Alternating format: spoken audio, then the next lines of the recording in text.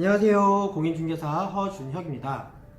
오늘 영상은 전입신고 시에 만약에 주소를 잘못 기재하였다면 이라는 내용을 한번 알아보도록 하겠습니다.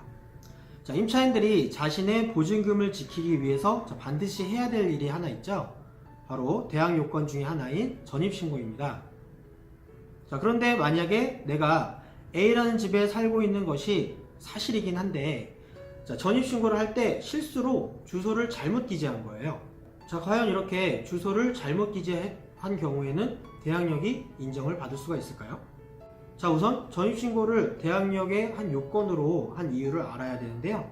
전입신고를 대항력의 요건으로 한 이유는 임차인이 A라는 집에 살고 있으면서 전입신고를 했다면 제3자, 즉 이 주택을 매수하려고 하는 매수인이 되겠죠. 이 제3자는 언제든지 주민등록과 거주 현황 등을 확인을 하면 그 A라는 주택에 임차인이 살고 있는지 아니면 살고 있지 않은지 그 사실을 이제 파악할 수가 있게 됩니다.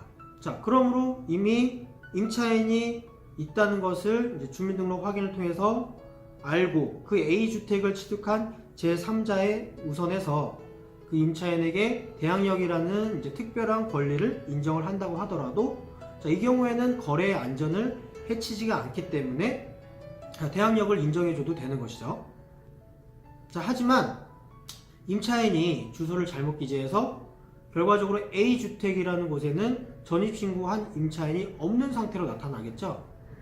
그럼 이 상태에서 제3자가 즉 매수인이 A주택을 매수를 했어요. 그런데 갑자기 임차인이 나타났어요. 그러면 이러한 임차인에게까지 대항력을 인정해 준다면 분명히 확인해 볼 거 다 확인해 보고 산 매수인 입장에서는 굉장히 억울할 수밖에 없겠죠. 이렇게 확인할 수도 없는 임차인의 대항력까지 인정을 해준다면 그 A라는 주택을 매수한 제3자 매수인 입장에서는 거래의 안전이 확보되지 못하는 상황이 벌어지게 됩니다. 그렇기 때문에 주소를 잘못 기재하여 전입신고를 한 임차인은 대항력을 주장할 수가 없게 되는 거고요. 그 임차권 역시 보호받을 수가 없게 되는 것이죠. 이런 이유로 임차인은 전입신고를 할 때 반드시 명확히 그 주소를 기재를 해야 되는 것이고요.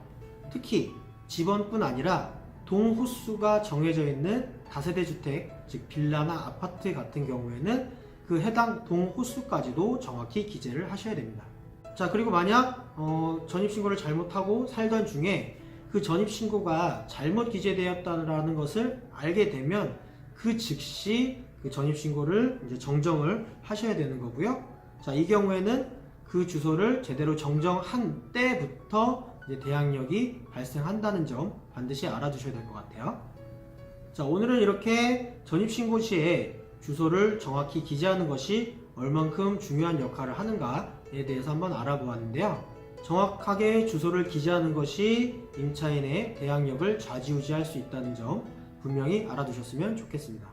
감사합니다.